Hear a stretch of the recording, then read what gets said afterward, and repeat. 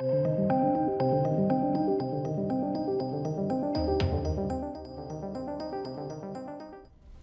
ladies and gents.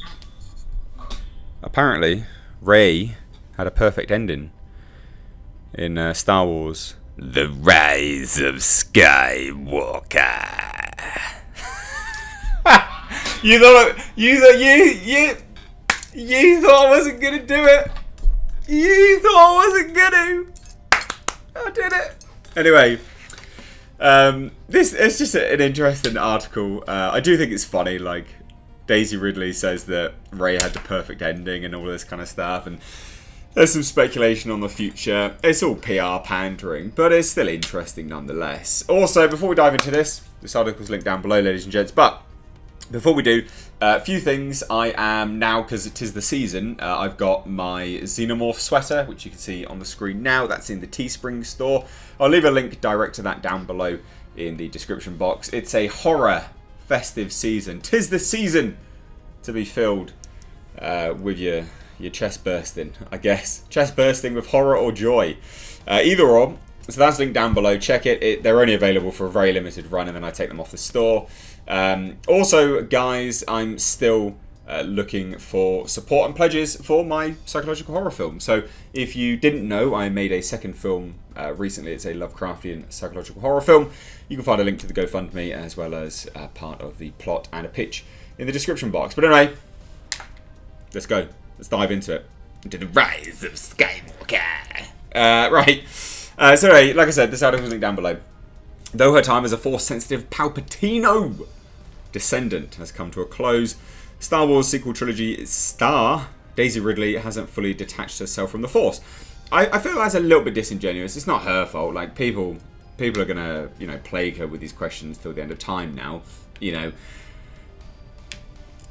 not her fault. It's not like that she's not detached herself. It's just that people are always going to ask her. But let's dive into what's happened. So basically, she was asked about Baby Yoda's egg eating, as well as the future for Rey, and it was a very PR-driven reply, I guess. Nothing too crazy. So this was an interview with IGN. Yeah, those ignorant people. Daisy Ridley of Star Wars related opinions were discussed on November 18th with IGN's Star Wars staff writer Jim Vejvoda. That sounds like a Star Wars name. So he, or she, I assume it's a he, interviewed Daisy Ridley, and this was for Chaos Walking, which is like a sci-fi thriller. I've not seen much about that, to be fair. But basically, they started to talk about Baby Yoda. And she says, and her comments are fine, actually, to be perfectly honest, absolutely fine. She says, look, Mando's got to eat, Yoda's got to eat. That's just that. I think it's funny because in a way, The Mandalorian, I feel, is slightly closer to Chaos Walking, in a way, because of the Western feel of it. No, I'm like, Yoda, do your thing. And apparently it's a non-issue because the creature, the frog lady, got to be where she needed to be with her eggs. It's all good. It was beautiful. Yeah, I agree. But the real funny stuff, the real doozy, is this. Unsurprisingly, given the ever-expansive and intra-media crossover nature of Star Wars, Vejvoda then proceeded to ask Ridley if she had any interest in returning to the role of Rey in further media, such as Disney Plus series, to which the actress replied that she believed her character's story had come to its rightful conclusion. I think for me, this is a doozy. I think for me, the beauty of Episode 9 is it ends with such hope and such potential. So basically, it's the perfect ending, right? I just feel like that was Rey's perfect ending. The big battle was in episodes blah blah blah blah blah blah. Is probably running around the forest somewhere, having a great time. A far cry from being on Tatooine, apparently. What? So she landed on Tatooine, but then Rey's like, nah, she's just in a forest somewhere, just pootling around. Just being a Palpatino. Like, what? But it is very PR driven, this sort of reply. Very, very PR driven. The perfect ending. Oh my god. How else would you end it, really, in fairness? How else would you end it? Such a character that they built up obviously wasn't, what they said it was. But where else would you end it? they couldn't have done a big old double take on this character.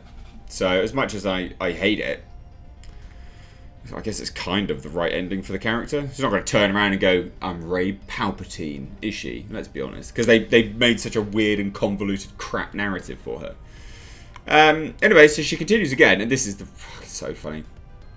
I feel totally satisfied with how that story finished. I just don't know what else she could do.